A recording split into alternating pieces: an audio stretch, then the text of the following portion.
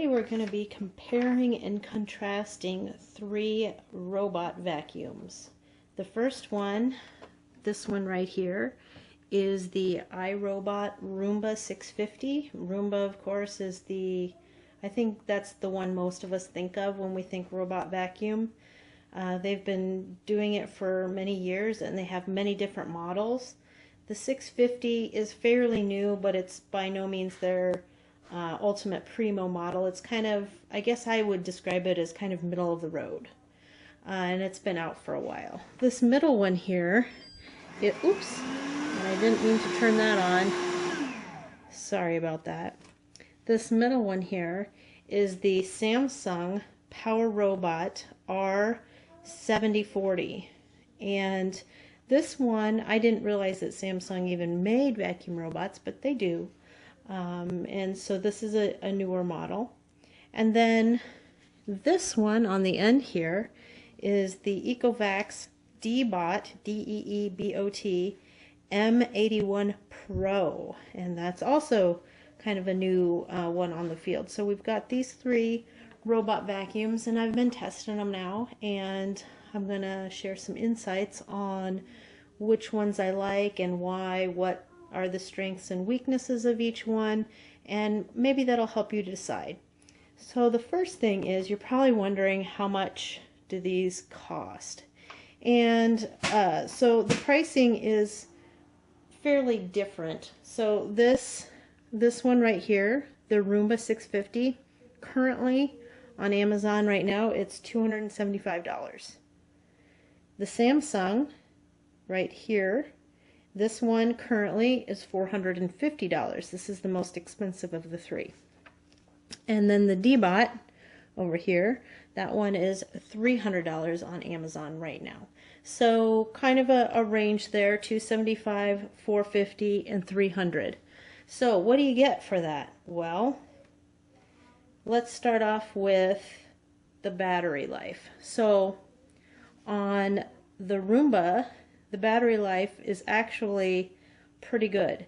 When you set it to run, it will run for 90 minutes before it runs completely out of charge. Now, I want to preface that by saying that you set it to run and it runs, and it'll run for about an hour, and then it's going to try to find its cradle and recharge before it completely goes out of power. So if it gets to the point where it needs to recharge, it indicates with the color up here. And when it starts getting into the orangey red area, it really needs to recharge, and it's going to try to find its power base. And so if it finds it before 90 minutes is up, it's going to go there and recharge automatically. If it doesn't, it can go up to 90 minutes, and then you have to go find it if it didn't find its home. This one is pretty good about finding its home, though. It's fairly reliable. This one was kind of a surprise. On high, it has a lower and it has high setting. On the high setting, this one runs out of power in 30 minutes. But it does have a lower power option if you desire, and in which case it will run longer. But I'm kind of the type of person that if I'm going to run a vacuum, I want it to run at its fullest capacity. So I always just keep it set on high, and it runs 30 minutes and then it recharges. For me, 30 minutes is good enough to get most of the top part of my house done. So it'll do the kitchen, it'll do the living room, it'll do the hallway, and maybe 2 bedrooms before it can run out of charge. So that's not too bad because it goes pretty speedy. The DeeBot, that particular one, can go 180 minutes. So this thing is amazing. It runs 2 hours. That, of all of them, was the best run time of all of them. So I was shocked and impressed that it went that long. So if you're looking for run time, a long run time, go with the DeeBot. 2 hours is amazing. Okay, so battery life indicator. So as I mentioned, this one, it has a circle here, and that lights up. It lights up green when it's got a full charge. It lights up kind of an orangey yellow when it's running out, and then it's red when it is almost out of battery. And so if you ever see it red, you know that it's close to being out. This particular one, I don't know if you can see it, but there's a battery indicator light that's much like your phone. It has 3 bars, and 3 bars means it's charged, and 1 bar means it's not charged. The DeeBot does not really have an indicator, so it's kind of like anyone's guess on that one. Recharging time. Here again, there are some differences. This Roomba takes a long time to recharge, over 5 hours. The Samsung, it's quick to discharge power, but it charges rapidly. 3 hours and it's charged fully again. So this is incredible. This one's somewhere in between. It takes about 4 hours. So now we're down to path efficiency. And what do I mean by that? Well, the robot is it's a computer, and it can't actually see the room that it is vacuuming. So it has an algorithm that it uses. It uses sensors to detect walls and obstacles. And so each one has their own system of doing things. And so what I have found is that this one is by far the most efficient. It goes back, forward, just like that. These kind of do a more random pattern. Like for instance, this one, if you set it in the middle of a big room, it'll go in a big circle until it hits something, and then it kind of goes every which way. This one, it just starts out and goes every which way. So I think this one has the most efficient path method. I prefer it anyway, but all of them will get the job done. It just depends on, I guess, how OCD you are. Section power, all of them seem to have good section power. They pick up everything they go over. I have no complaints there. Edges and corners, what do I mean by that? So your room isn't round. Your room has corners. Your room has edges. And I think that this one is the best for that, because I'm going to pick this one up and show you. It has a flat front, whereas the other ones are round. So it gets up to the wall, and then it even has a bar that comes down in front to help it section things in corners and walls. So this one does, I think, a little better job. This one has brushes that stick out pretty wide. Let me show you that. So, can you see that? These brushes stick out pretty far, and when the thing is running, it flicks dirt. They rotate like this, and they flick dirt towards the section area, and so I'd say maybe that would be my second choice for edges and walls. This one too has a brush on one side. The other side does not have a brush. So this would be my third choice as far as corners and edges.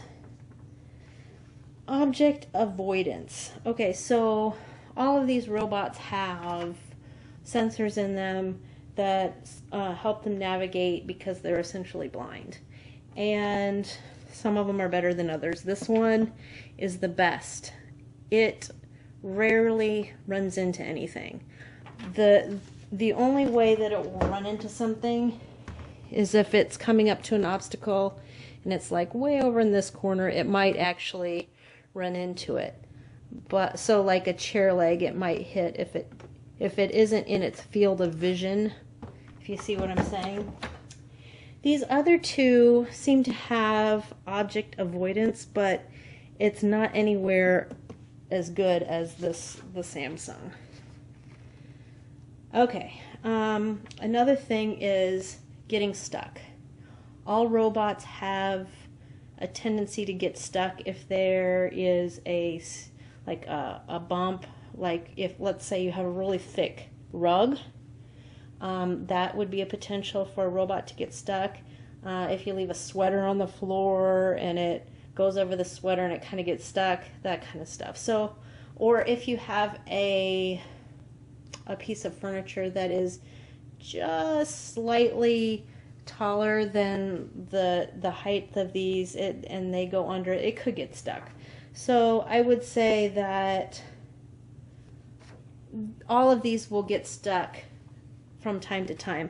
But again, this one is the best at not getting stuck, I think, because it just avoids obstacles better than the other two. Can you run this around stairs or other drop-offs? The answer is it depends. So you have to test these two, this one and this one, have sensors that are supposed to sense steps and avoid them. And in my house they do.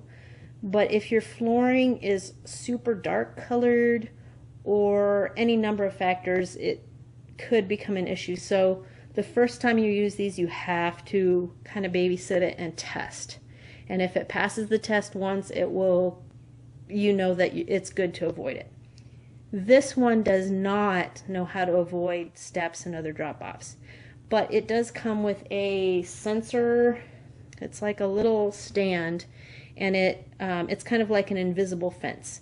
And you put it down in front of your stairway, and it projects an invisible beam, and then the vacuum will not go past it. So this one will not avoid steps on its own, but it does come with the invisible barrier that will help it avoid steps. And you can buy more invisible barriers, like if you don't want it to go into a certain room, you can buy more barriers and just have those set up rather than piling boxes or something in front of the door to bar it, which is nice. Finding home. So each of these has its own cradle that it docks at to recharge, and they can find home in varying levels of competence. My Roomba is the most competent there. My Roomba finds home, I'd say, more than it doesn't. The Samsung and the DeeBot, sometimes. The Samsung, though, has the ability to, you can program it, and I haven't done it yet, and maybe I should, but you'd like take 2 hours and it memorizes each room, and it might get better. I would think that it would be better at docking after you do that particular setup, because it will have a map in its computer brain of your layout, and then it should be able to navigate back. But just on its own, sometimes it actually does make it back, sometimes it doesn't. Dirt collection. So this was a shocker. I tested this morning, and so I'm going to cut away to that particular bit of footage, but I was surprised by which one performed the best. So I'm going to cut now, and then we'll come back. Okay, I ran these three guys completely out of power, vacuuming up the floors.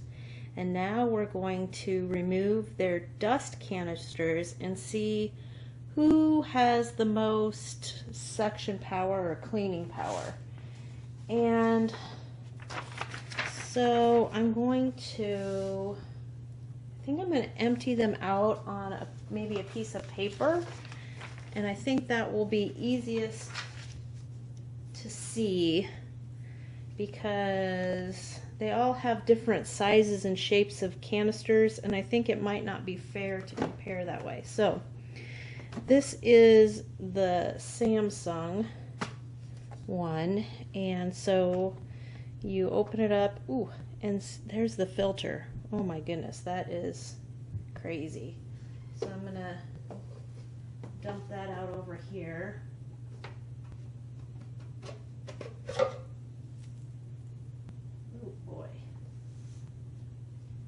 Picked up a lot of dirt, and I'm going to leave his filter out because his filter really did pick up a lot of dirt.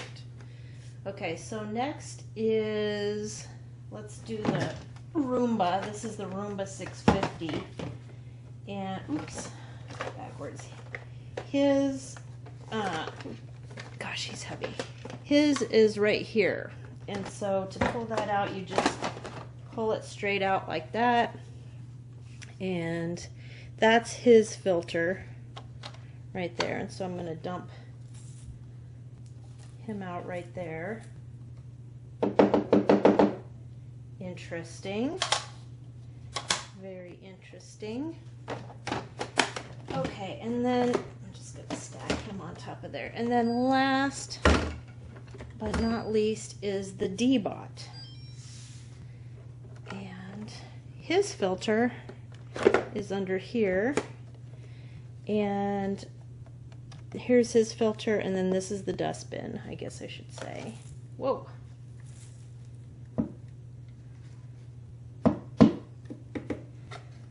Okay, and then I'm going to put this one, oops, that's how it goes back in there like that. Okay, so, oh, okay, so this is kind of messy, but this one is the Samsung. This one is the DeeBot. I'm sorry. No, I'm sorry. This one is the Roomba, and this one is the DeeBot. So Samsung, Roomba, DeeBot. They were all going in the same area. I have a basement. My basement is a cement floor and carpet and rugs. So it's 3 different types of surfaces. And so as you see, the Roomba did the best job, I think. And then DeeBot came in at number 2, and then Samsung came in at number 3. Okay, we are back. So dirt collection again, this one is the winner. Accessories, what do these come with? Well, they come with the vacuum, of course. They each come with their charging station. This one comes with a barrier, so it won't go downstairs or go into a certain room. This one also has a roller cleaning tool, which looks like a little comb, and then it has like a little part that juts off with a razor, and that helps you clean the hair and stuff out of the rollers. That is a really vital piece of equipment. This particular unit didn't come with the roller cleaner, so I felt like that was a huge oversight. However, this one came with a remote control, which is cool, and the remote control works really well. This one came with the most stuff. The DeeBot came with a remote controller. It has the lint cleaning tool, and I'd like to point out that the cleaning tool is right inside the hatch. So you will never lose it. That was a good feature. It comes with a filter and an extra filter. It has the brush roller that all these have, but it also came with a suction attachment. It came with a wet dry attachment, and it came with a fill cup. So this DeeBot has a huge amount of accessories that came with it. Okay, so all of these have filters. So these particular filters, let me show it to you. Now I haven't cleaned this since this morning, so please excuse the mess. So here is this filter, and I did buy some other filters for it, and nowhere in the literature does it say that you can clean these and reuse them, but I do, and I don't know how many times I've cleaned and reused this one, and they still work. So my suggestion, if you get this particular unit, just buy one extra filter, and then you can clean one, and then while that one's drying, so put in the other one, and just keep rotating like that. Easy peasy. This one's filter is designed, and I haven't washed this, so again, I'm sorry. This one is designed to be washed and used over and over again. So no filter purchase is necessary, and I really like that. This particular one if I can get this. Okay. Whoops. So here is the filter with this one. Oop, and I drop it. It cannot be washed. So you are going to be stuck buying more filters. But on the positive side, it does come with an extra filter that you can use. So it's got one ready to go when you need it. Noise level. So of the noise level, this one is the loudest. Let's see if I can, I'll see if I can turn these on and show you how the sound is, but this one is the loudest in my opinion. Let's see.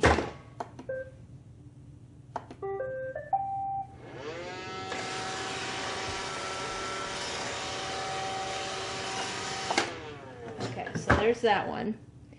This one is the next quietest, I guess you'd say.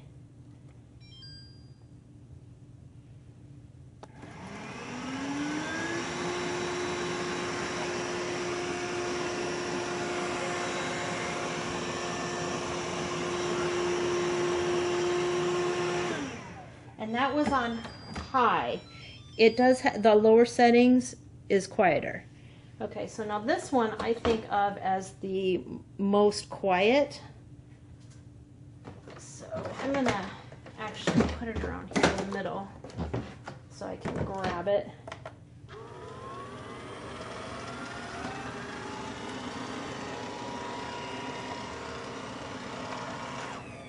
Isn't that nice? So that one by far I think is the most quiet. Okay. Where are we now? Noise level. Okay, height. Height is actually a more important thing than you would think, because we all have furniture that's low, and if you want it to go under the furniture, you're going to want something that's maybe thinner. Both of these are about 3 inches tall. This one is almost 4 inches tall, 3.75. And why it matters is it's a potential for your robot to get stuck. So I have a dishwasher, and there's actually a space under my dishwasher. Don't ask me why that is, but it's just about 3 and a little more inches. So this one and this one sometimes actually get stuck under my dishwasher. This one, no problem at all. So just use your best judgment on that. Features. This one is not very feature rich. You can program it, a 7-day programming schedule, so you can have it run at a certain time every day of the week. You could have it run twice a week. You can only have it run once a day though, if that makes sense. This one also has a programmable schedule. They all have programmable schedules. So, but this, in addition to that, you can program a certain pattern. You can program the zones that it's going to do. You can program modes, whether you want it to run at a certain time at a certain mode. This one is designed to work with a smartphone or your Alexa. This particular one you can program a pattern of movement, programmable modes, works with a smartphone. Both of these have remotes. And then this one also has the added bonus that you can use it as a wet vac as well. These two are dry only. This one is dry and wet. Ease of use. This one is the easiest to use. Why? Because there's less features on it. You take it out of the box and it's almost ready to go. These have a little bit of a learning curve to it. I hate the smartphone app on this one. I just hate it. I can't get it to work. Not that you need it, because it can work. You can run it manually on the unit, or you can run it from the remote, but I just have a horrible time with the app on this one. So why I'm going to go through why you would buy each one of these rather than the other two. So I'm going to do it for each one. So why would you buy this Roomba instead of these two? And my reasons for buying the Roomba would be definitely price. It's $275. It's less than the other ones. It's easy to use. It's not hard to use at all. And it did perform better than the others. It picked up much more stuff than the others did. Oops, I didn't mean to do that. So on this one, why would you pick this one over the other two? Because you can program it to go in different zones. And because its pathways seem much more efficient, like it's not going over the same area 2 and 3 times. This one, why would you get this one instead of these two? And that you would pick this one because it has tremendous battery life, or because it can do both wet and dry applications. I mean, that is pretty unheard of. I've never heard of one that can do both. I've heard of, vacuums, and I've heard of wet vacuums that are robots, but never 2-in-1. So that's pretty remarkable. And this is a little bit sillier, but I gave a personality to each one, and maybe that'll help you when you're decision making. So this particular one, this guy, he's very responsible. He's eager to please. He's a very hard worker. He never complains. He's not out for any sports or extracurricular activities. He's got an after-school job that he does really good at. And in the future, he's probably going to go into the skilled trades like carpentry or an electrician or something like that. This guy, he does okay in school, but sometimes he gets in detentions for goofing off. He's a little bit of a show-off. He's in football and track, and he runs the 100-meter, and he went to state last year. His future job will probably be in the banking industry or real estate. And then this guy over here, he's a bit clumsy. He wears glasses, with the tape in the middle, kind of like nerds do, traditional nerd look. But he gets straight A's in school. He's in the chess club. And when he grows up, he's going to go into engineering. So that's kind of the personalities that I gave these guys based on having used them and interacted with them. It's very easy to anthropomorphize these types of appliances just because, I don't know, I think that's just human nature. So some things to note if you have never owned a robot vacuum and you're watching this review trying to decide which one's for you.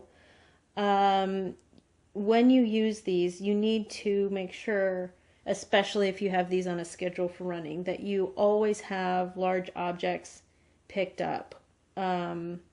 Because it's not going to be very effective if you have clothes and bags lying all over the floor. You should definitely measure your furniture height to see if there's enough clearance for your robot. Never, ever, ever leave cords laying around the floor. I can testify to this personally because this guy has chewed up 2 cords. This guy has chewed up a cord, and it's just a big hassle, so don't do it. Don't allow your robot to drive over wet areas or spills, unless of course you're using this in the wet mode. But there's attachments for that, so if you've got the brush or the suction attachment in, don't run it over a wet area. Make sure your charging station is in an area that's uncluttered because it'll be easier for the robot to find it. And you do have to do a little more regular maintenance on these, cleaning out the brushes, making sure the filters are clean. You really need to do that pretty much weekly, if not every other time you use it, maybe even every time you use it, depending on how much dirt and stuff is in your house. So I hope that has been helpful for you. Let me take a little extra time just to show you these close up. So day, hour, minute, this is how you program it. It has a spot clean feature. This is the main power button. It has a schedule, and then here's where you set the clock. It's all right here in this little unit, and this ring lights up and kind of gives you a heads up on what's going on. So here is the back of it. Now, obviously, I've ran this morning and haven't cleaned it, but you see it's got things stuck in the rollers, and you do have to clean those out. But that's where the brush cleaning tool comes in handy, because it's got a little razor and it can just zip through these things. And of course, this all comes apart and you can take the brush out. And then of course this one has just the one little turning part there. Okay, so let's get up close and personal with the Samsung. So this one is different because the collection bin is right on top. Here's the business end where you can set it to go. And then the front end is all the sensors. Now here's what the bottom on this one looks like. And there's the lint roller, which I need to clean out. And this, of course, comes off. And it's got nice big wheels. And then the DeeBot. This one I really think is thoughtfully designed, because it's got the hatch with the cleaning tool right there. I think that was so smart. And then here's the back of this one. Right now I have the suction tool in. Whoops. I didn't mean to do that. So right now I have the suction tool in. It also does have a lint roller tool. Stop. So annoying. Okay, so this one has the 2 brushes, and then it's got nice retractable wheels too.